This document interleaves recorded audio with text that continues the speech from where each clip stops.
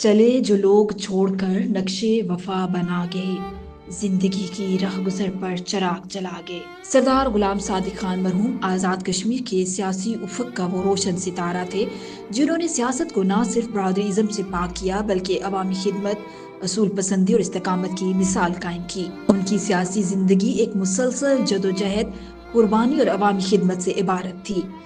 मरहूम की चौथी बरसी कल 30 नवंबर को उनके आबाई शहर हजीरा में मनाई जाएगी, जहां उनके चाहने वाले उनकी जिंदगी और खिदमात को याद करते हुए मरहूम को खिराजे अकीदत पेश करेंगे। मरहूम न सिर्फ आज़ाद कश्मीर बल्कि पाकिस्तान भर के लिए एक ऐसी मिसाल हैं जो सियासत को अवामी खिदमत के तौर पर देखने और अपनाने की दावत देती है। सरदार गुलाम सादिक खान मरहूम का सियासी सफर 1989 में शुरू हुआ जब उन्होंने जुल्फकार अली भुट्टो के अदालती कत्ल के खिलाफ एहतजाजन सरकारी मुलाजमत से इस्तीफा दिया और गिरफ्तारी पेश की। ये उनके अज़्म और इस्तिक़लाल की वो अव्वलीन झलक थी जिसने उन्हें आज़ाद कश्मीर की सियासत में एक मुनफरिद मुकाम दिलाया। उनका ये फैसला ज़ाती मफादात से बालातर होकर एक नज़रियाती सियासत के अज़्म का आगाज़ था। 2011 से 2016 तक स्पीकर असम्बली के तौर पर खिदमात अंजाम देने के बावजूद सरदार गुलाम सादिक खान मरहूम ने अपनी सियासत को माली फ़वाइद के लिए इस्तेमाल नहीं किया। जब वो दुनिया से रुखसत हुए तो उनके बैंक अकाउंट में सिर्फ 43,000 रुपये थे। ये इस बात का सबूत है कि उन्होंने अपनी सियासी जिंदगी को अवामी की खिदमत और अपनी पार्टी के नजरियात की पासदारी के लिए वक्फ किया। उन्होंने अपनी सियासत में अवाम की मोहब्बत, इज्जत और एहतराम को अपनी सबसे बड़ी कामयाबी समझा। उनके लिए सियासत का मतलब अवाम के मसाइल हल करना और उनकी जिंदगियों में बेहतरी लाना था, न कि ज़ाती दौलत जमा करना।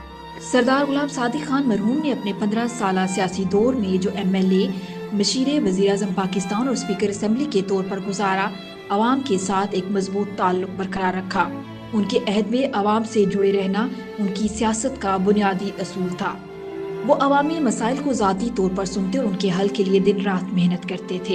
1 दिसंबर 2020 की सुबह 8:30 पर शफा इंटरनेशनल अस्पताल इस्लामाबाद में सरदार गुलाम सादिक खान मरहूम इंतकाल कर गए।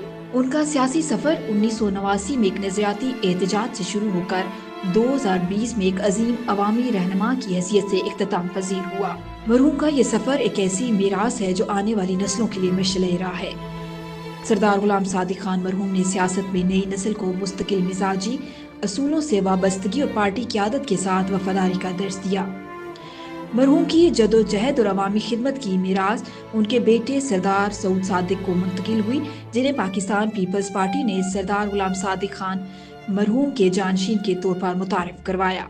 सरदार गुलाम सादिक मरहूम जैसे असूल पसंद और अवामी खिदमत के जज्बे से सरशार रहनुमा की मीरास का बोझ उठाना यकीनन आसान नहीं, लेकिन अगर सऊद सादिक इस बोझ को अपने वालिद के नक्शे कदम पर चलते हुए उठाएं तो वो सियासत में एक नुमाया मकाम हासिल कर सकते हैं। मरहूम सरदार गुलाम सादिक की जिंदगी सियासत के उन असूलों की जीती जागती मिसाल थी जिनमें अवाम की खिदमत, इस्तेकामत और असूलों पर डट जाने का दर्ज शामिल था। सऊद सादिक को इस विरसे को न सिर्फ जिंदा रखना होगा बल्कि अपने इक़दामात से उसे आगे बढ़ाना होगा।